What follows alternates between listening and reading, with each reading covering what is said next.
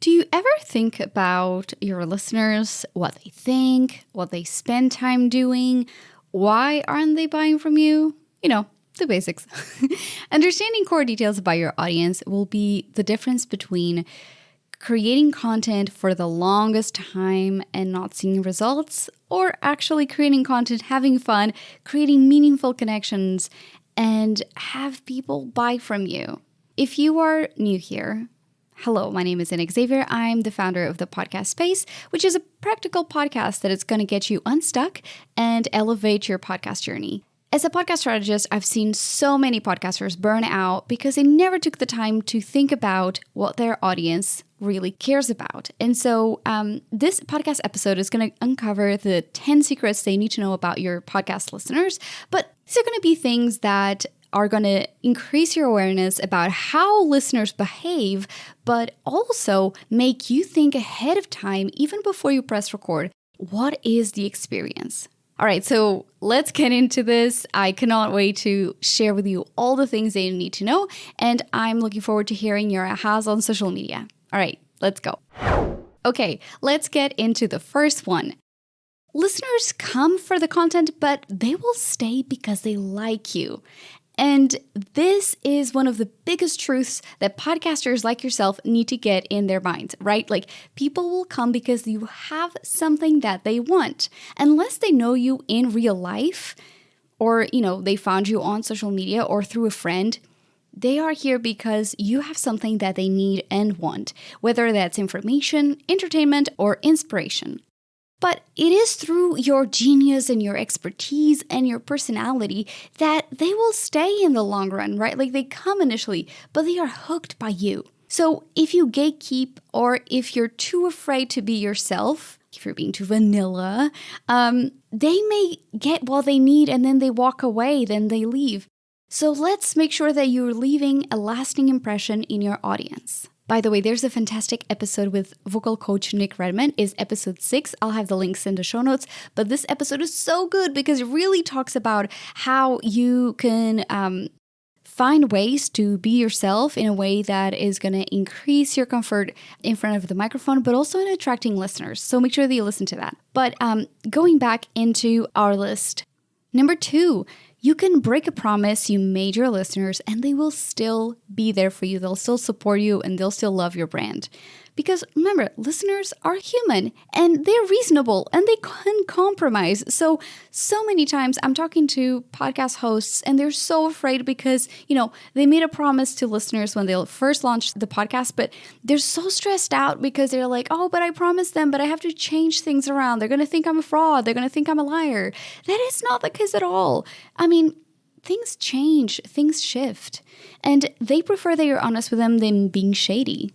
Let me give you a very clear example. I'm going to go on a sabbatical. If you're listening to this in real time, this is the last episode I'm going to be releasing in July. And so one of the reasons and one of the compromises that I had to make at the time was to decide if I wanted to take kind of like a full break from the podcast and not release any episodes throughout the time that I'm away, or if I wanted to kind of like adjust my capacity. One of those things was to not do video podcasts. And the reason for that is that, again, I want you to have incredibly practical content, right? Like, the mission of the podcast space is to educate the community. Obviously, like, I'm a small business owner, so I hope that you're listening to these podcasts and at some point in your journey, you're able to afford working with me, which is, something that I know that not all podcasters can. So for me, one of the kind of like the tiers of this company is to provide educational content. Now, can educational content be provided on an audio podcast? Absolutely. But it doesn't need to be video because, again, I don't have the capacity. I don't need to burn myself out. And also, I didn't want to compromise on the quality of the content that I'm releasing. So instead of taking a break, I decided, one, I'm going to turn these on audio-only podcasts because they take less time to create, but I also decided to create something fun, and I decided to create a summer season. It's called Summer Spark Series, which will be the upcoming episode, and they're going to cover more like mindset. Topics are not as intense. You can still learn while I'm gone. Some of these will kind of like be very specific, like one topic only, and they'll be shorter. And again, one topic per episode, it makes sense, right? Like you will continue coming here for the content. You won't be considering ditching my podcast because suddenly you're like, oh my God, how dare Anna not release a video podcast? But I'm telling you, okay, instead of taking a break, I'm shifting things around. And you're like, okay, cool, right? So whenever you're thinking about all of this, think about like realistically, how can you deliver the message in order for your listeners to be behind you and support you? And so I hope this example kind of gave you a baseline of what your promise can be. And don't dwell on the specifics of the delivery. Like, oh my gosh, this episode is going to be shorter than the rest, right? Like your listeners will still be there. So again, you can break promises, but what is the core promise that you made them? And everything else can be adjusted. All right, number 3, don't assume your listeners all behave like you. And if you don't know how they behave, start asking and start looking at the data, like podcast analytics, episodes that were more played than others, more downloaded than others. And the thing is, we can start assuming when you have no clarity, but we all need a starting point, right? Like I understand you have to start somewhere. However, if you don't know what makes them tick, how they behave, you're going to be making decisions based on information that could be wrong. Like for instance, I like listening to podcasts while I'm doing other things. And sometimes what I do is like replay some parts of the episode. And I have my phone on me, so I actually take notes there. But I know that some of my listeners, they actually take notes while they're listening. And I even know that some of you actually print out some of the show notes and highlight them. And that is something that, like, personally, as a behavior, I don't normally do. But just because I don't do that, I never assumed that you wouldn't want show notes, right? Or that you wouldn't want, like, takeaways and stuff like that. So I make sure that I am providing content in ways that I know that listeners will benefit from. Another example is, sometimes you have to try different things. So one of the reasons why my podcast is on YouTube is to provide some sort of accessibility format if needed. So I always assume that people listening, they may have some sort of life that is different than mine. And indeed, not when I launched the podcast, but maybe a few months before, I received an email from one of my email subscribers. His name is Sabo, and he's from Botswana in Africa. In fact, actually, we recorded a podcast episode together, but he's blind, and he emailed me and he said, hey, I actually enjoy the content. And it was so cool for me to think, oh, wow, like I had no idea I had someone who was blind in my community, or people who may have some sort of accessibility requirement. But what I did do was to make sure that as much as possible, I was making my content available for people with all types of needs. And so that is something that you want to consider as well in terms of episode consumption. And when you're looking at your podcast analytics, look at the type of episodes that are really doing well and think, why are they doing well? What is this about? What is that is making my listeners really interested in this type of episode? Is it maybe because they're shorter? Is it because they're more personal? All of these are key pieces of the puzzle for you to figure out who your listeners are. And if you never take the time to think about that, then you're missing out on that connection with them. All right, let's go into secret number 4. Giving listeners in-depth show notes will reduce your downloads. And I'm not talking about accessibility. I'm not talking about providing them with a transcript. So this is something that I actually talked about with a client, and we were discussing how we wanted to provide the show notes for her audience. And one of the things that she wanted to do was to provide the show notes in like a lot of in-depth information. And I asked her, I was like, I see what you're saying, but if this is not supposed to be behind a paywall, this will eventually impact the downloads that you have on your show. And she was it's not that she was skeptical, but I asked her, hey, how do you listen to podcasts? Do you ever take notes? Do you ever highlight? And she said, oh my God, you're so right. There's this one podcast that they provide in-depth show notes. And I stopped listening to the podcast because all I do is just read because I'm a reader. I'm not saying that providing like really in-depth show notes will stop downloads from coming in. It will just drastically reduce them. So just be aware. Again, not talking about accessibility, not talking about if you want to have that as a revenue stream and put it behind a paywall and just offer regular show notes. Just be mindful that this is something that is a behavior for listeners. If they have a lot of information, and let's say that's how they best consume, like for instance, someone who if your audience is already like, they like studying, they like researching, there's a high chance that, again, they're going to take the reading part instead of listening to the episode. Now, of course, there's exceptions. There are people who will still like listening to the episode. That's their preferred way to process information. Or other people who you're part of their day. Or honestly, some people that just do not have enough time and they need to listen to the episode because they need to be driving, and that's how they do it. I remember listening to these podcasts for 2 whole years. Even before I launched my podcast, my own company, everything. I remember listening to these podcasts on my way to work, and I never kind of looked into the show notes ever, but that was the only time I had available in my day. All right, so it's time to ask yourself what you actually want. Do you want to focus on the downloads? Do you want the information to be provided to listeners, and that's like kind of almost like your legacy? Or do you want to have a product, like a tier that you charge people for? Again, there's no right or wrong. What is the medium that you want to deliver this information by? And focus on that. Number 5, you will only hear from about 10 to 20% of your listeners, and that's totally normal. I have conversations on social media with so many people who are like, Anna, I never hear from my listeners. And I always remember that one video I did that actually, it got really popular. So I did a reel on Instagram a few years ago, and I was talking about how we behave as listeners and how we behave as podcast hosts. And we get into this like completely irrational space because think about it. How many podcast episodes did you listen to this week? Probably more than 5. And did you think to reach out, emailing that person, tag them on social media? Did you actually tell them that you love the episode? Did you tell them how transformational it was? Did you tell them how it made your life better? You likely didn't. And that's exactly what happens. Like we go about our day, we consume content, we're like, okay, cool. You don't immediately email the person, right?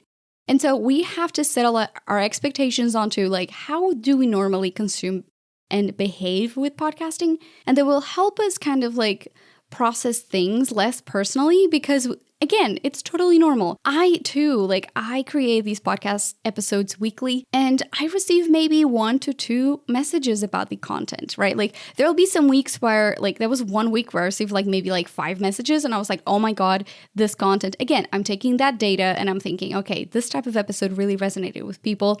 That's something that I want to go back into and kind of explore more the format of, right? So we want to make sure that, again, we're not setting ourselves unrealistic expectations. We can't look at bigger creators who have thousands and thousands of followers who have been doing this for years and expect that we will be at their level and suddenly have our inbox flooded with messages from listeners. I'm not saying that you just have to settle for that, but definitely there's 2 ways that you can increase that percentage. And that is 1, to be asking more frequently for feedback, right? The more we ask, the more we will get.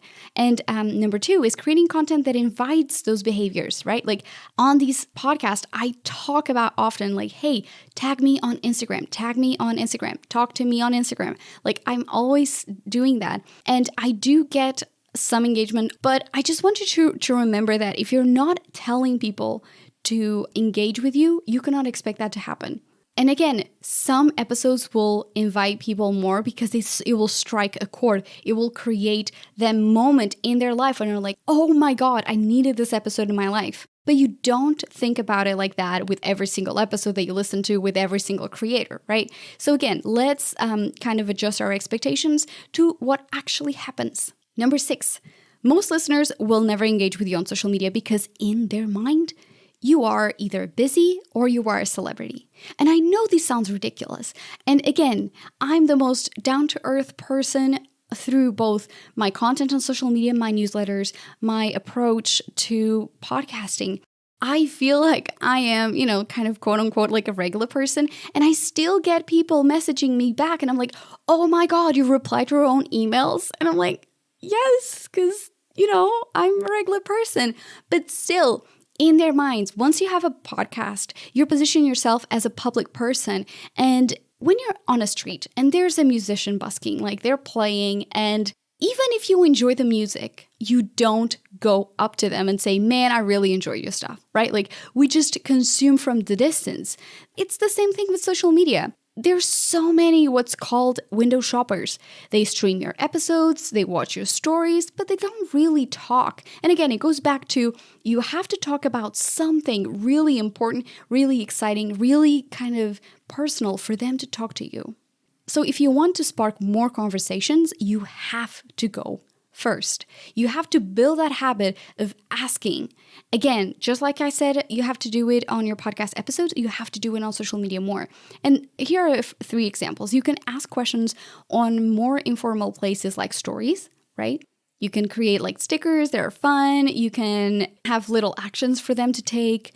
Or you can also engage with your listeners' content. Again, it's not a void. I know that you're already creating content and you want engagement, but we have to start the conversation sometimes by going into their content and supporting them as well and starting the conversation there. But one of my favorite ways to engage with people has been on the DMs, on private messages and direct messages. I've been getting a lot of conversations going for the past 6 months because people engage. Again, I create stories on Instagram, and so people feel that I'm kind of like more down to earth. I rarely have makeup on. It's in my office, so it feels very intimate, and in a way, it feels like it's kind of like chill. And so ask yourself, how are you showing up on stories? Are you showing up in a way that feels quote unquote perfect, that you feel like you're almost pitching them? That's not the kind of thing that they want to engage with, so show up with humanity. And finally, this, if you take nothing else from this episode, take this one. Actually reply to their comments when they comment on your content. I get so many podcasters booking time with me and say, hey, Anna, I really want to boost my engagement on social media. My listeners don't engage with my content. They don't share my episodes. And I'm like, okay, let's go quickly into your profile. Normally, I always spot 1 or 2 comments that they were left on posts and the person maybe looked at them and thought, okay, I'm going to go ahead and comment on these later. I'm not going to do it now. I'm going to do it later. But what happens is that you probably forget. And again, set yourself some time to go over every single post if you don't want to do it in real time, right? Like set up some time every week and reply to these comments, because what happens when people leave comments and you never reply? They assume that you're not monitoring that social media, or you just don't reply. And again, we don't want to be talking to someone who doesn't reply back, right? So again, how have you unconsciously been conditioning people to behave like that, right?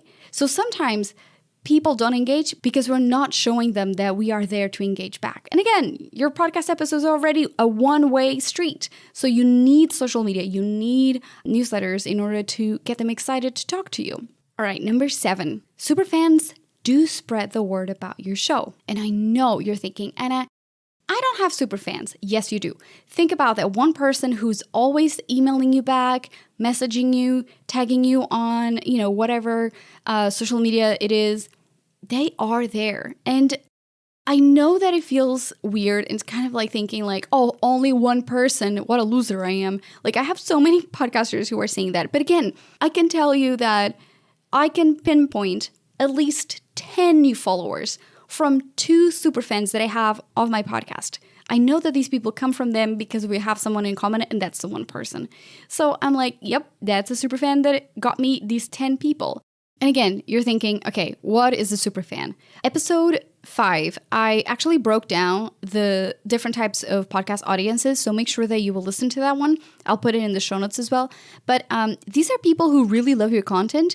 And I know that you're thinking, Anna, how much can be one person in terms of growing my brand? You have to remember that a podcast is like a marathon. And so growth is one listener at a time. And so that's why it's so important to value the single connections that you have with these people, right? Like it's the one listener you're talking to. Like I am talking to you right now, right? But while you're listening alone, there's 30, 40, 50 people listening to these podcasts, and you're all thinking that I'm talking to you individually, and I am, right? But I value you. I want to make sure that you're always getting good content, right? And if you consistently know that people are listening to your show, and if they really feel compelled by everything that you're sharing, they will continue to share that podcast episode with more and more people. And again, it's free. This one person can really make a difference in the long run. So don't feel disheartened that you don't have like 30 new followers every day. This word of mouth is slowly happening in the background, but think about this. These are people doing the work while you're doing your life. You have no idea that this is happening, but suddenly you're seeing more and more and more followers, and that's because of this one superfan, these 2 superfans, these 10 superfans of your show. Number 8, some listeners will binge and buy from you in a month, and others will take months or years to actually buy from you. And if you're a little skeptical, let me tell you about some data, because normally the data convinces everybody, right? So Edison Podcast Metrics made a study that in 2020 revealed that about 34% of US weekly listeners bought products and services advertised on a podcast. So again, 3 years ago. 3 years later, in the first quarter of 2023, that number went up to 46%. And that's a huge opportunity, right? Don't think and don't assume that people won't buy from you. People will buy from you. It's just sometimes it's not the right time, or you may not be showcasing your products just in the right light. And this is so clear. Like, I often get podcasters telling me, they're booking a podcast power hour. They're like, okay, Anna, like, tell me why I'm not getting anyone to buy it. I was like, how frequently do you talk about your products and services? How frequently do you talk about how you specifically help podcasters? Do you talk about customer success stories? Do you talk about like how you work through them? And mostly it's crickets, and they're like, yeah, I don't actually talk about it because, and insert excuse or insert reason that is normally rooted out of like their imposter syndrome, feeling uncomfortable, and they're like, it feels salesy, I don't like talking about it, and so they end up never talking about it. And so again, if you're not talking about the products and services that you have, you're not giving listeners an opportunity to understand that you are the person that is ready to solve their problem. And so how do you effectively do this? I think it's important to have different price points. So again, let me tell you about a real life story, a real life example of how I bought from a podcaster. So I think 2 years ago, my copywriter recommended this podcaster called Denise Duffel-Thomas. She's a money mindset coach. And by the way, I'll have links to her podcast, Chill and Prosper. I love her. And if you do know about Denise and if you follow her podcast, let me know, because we can like kind of fangirl together. I really love her approach to like podcasting as well, because she talks about money mindset, and it's geared toward female entrepreneurs. I am one. And I suffer from that. Like, I also struggle with talking about my products and services. I also have limiting beliefs about money. And so a personal recommendation by my copywriter got me to binge through Denise's podcast, because again, it was at the right time for me. And so she does have a book. She actually has multiple books. She also has like a boot camp that I think at the time was like $2,000. And I was like, okay, I'm not ready to spend $2,000. But because she had a book, I actually bought the book within a month of me binging through the podcast. So I became a listener. I became a client. I became a super fan. And through one super fan, in fact, actually even bought more books from her to give to another copywriter that works for me. So I wanted to make sure that you understand that, again, one, kind of like connecting the super fans of the podcast, like how they can actually get you new listeners and potentially new clients. Because again, the podcast recommendation was tailored to me. My copywriter knew me. She was like, okay, you will enjoy this podcast. And indeed I do. Like, it's been almost like, a year and a half, something like that. And I still listen to her podcast. And again, I will buy that book anytime someone is like, oh, I have these issues. And I'm like, okay, Christmas is coming. I'll buy that book because I believe in her. I listen to her podcast. I know her stuff is good. So the key is to consider, all right, Do I have price points that enable people who maybe are a little hesitant to buy, or that maybe they don't have the capacity to buy? So if you have like something like a book or something like a mini course, think about that. Like maybe if you have a product that is too expensive, the podcast may not do lead generation for you. All right, number 9, listeners will actually graduate from your content if your show is educational.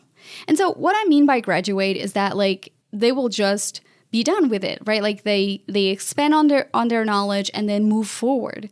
And so they're either in a season of life or they need another like type of information. They need to up-level their information, and that's okay. Listeners will not stay with you forever, especially if your content is educational, if you provide them with insights. But again, what someone can do for you is that they were listeners of the show, and then eventually they'll recommend the podcast to someone else who is kind of like 10 steps, 2 steps behind them. So again, don't feel like you need to hoard quote unquote listeners. People, if your content is good, they will pass on the information to other people. And then number 10, not all listeners follow or see everything that you post. One of the big questions that I get when podcasters come to me, they're like, Anna, I want to create more content, but I feel really awkward. I don't know. You tell me that I should start a newsletter, but I don't want to bombard people with the same information. Well, sometimes people follow your account on LinkedIn and on Instagram or whatever, and because of the algorithm, or maybe because of their habits, they stop, going into one of those platforms. They still will look at your newsletter. Social media engagement is kind of going down. I saw a study not that long ago, I think maybe 2 weeks ago, talking about how engagement on Instagram particularly has gone down 76%. So if your content is on social media and you're kind of seeing a dip in engagement, at least your newsletter is getting open. And so even though, again, don't assume that your listeners don't want to hear from you. If they want, they will sign up to the newsletter. You're not forcing them. And so whenever you're sharing stuff, just think about like, oh, maybe they didn't see it somewhere else. Or maybe you want to give a little of like an insider information on your newsletter that you don't give on social media or vice versa. So make sure that you're giving them the information that they want in whatever medium they prefer. So not all listeners will see everything that you post. So just feel free to recycle content from one social media to another or from one social media to a newsletter. All right. And because we are overachievers over here, I want to give you 2 extra secrets. Secret number 11, people are actually rooting for you and your success, and they want to know about your life with a little bit of measure and caution. So remember how in the beginning I talked about how they come for the content that you have, like your expertise, but they will stay for your personality or your unique take on something. A clear example of this is when fairly recently in June, I received an award. I got awarded the Marketing Maverick Award by the American Marketing Association here in Dallas. And I had no problems and no issues celebrating that. And here's why. People want to hear about your personal success, but also your client success. If you're not talking about the accolades, if you're not talking about the things you're winning, you deserve it. You're working hard, and sharing those things will only solidify the idea that you are an expert in your field and you know what you're doing. I know it sometimes may feel cringy, but the post that I shared about my winning the award, or like last year when I launched my self-paced course, Maximize Your Podcast Content, when I shared that, I had so much engagement. Those were the best performing posts of that month. And so again, people want to celebrate you. They are here. They want to root for you, even though you're in a way, you're kind of like a stranger and you're not at the same time. So don't feel like it's kind of like bragging. It's not. All right, and last, secret number 12. Your current listeners are kind of annoyed at you. And the reason is you're not curating their experience. You're only curating and thinking about the new listeners. Here's what it actually means. Your intro is too long. You're making your current listeners sit through 45 seconds, 1 minute intro music, or 1 minute kind of like standard intro. And it just is too much. Try listening to your own podcast, maybe 4 episodes in one sitting. You'll be like, God, I'm done with listening to these really long intro. That's the same for current listeners. So you want to make sure that at least you have, 25 seconds max. And same thing with the outro, try to reduce that as much as possible or throw it completely away. I don't even have an outro, right? Like I do my own outro, I ad-lib it, and I adjust according to each podcast episode. Another thing you can do is to spice it up and maybe have like 2 different tracks that you kind of interchange. Maybe you use one track for like the solo episodes and a different kind of track for the interviews, or if it's like themed from like, I don't know, like inspirational or practical episodes, but give them something fun, right? Like, again, I'm not saying use a different track every single time, but just think about the experience. Think about as well, like, don't repeat the same thing over and over again. That, you can do it, maybe say it one time and be concise, but don't kind of dwell on like giving your life story every single time. And again, when I'm talking about having an intro that is very short, I'm talking about because normally you want to put all of the clout in the intro, like, oh my God, if someone is just listening, I want them to know that they need to listen to my podcast because I have X, Y, and Z qualifications and blah, blah, blah, blah, blah. But for someone who has been listening to the show, that's annoying. They already know. So look at every episode as like a way to give that insightful information in a way that makes it like fun for the current listener. And at the same time, like look at show notes as a really good experience. Don't just put 2 lines, provide stuff that is really useful. All right, this episode was not supposed to be this long, but hey, I just can't help myself. I just have to give you all the goodies. This is the type of episode that I hope that you reach out to me and you tell me the one thing that you're going to be implementing or a big aha that you had after listening to this podcast episode.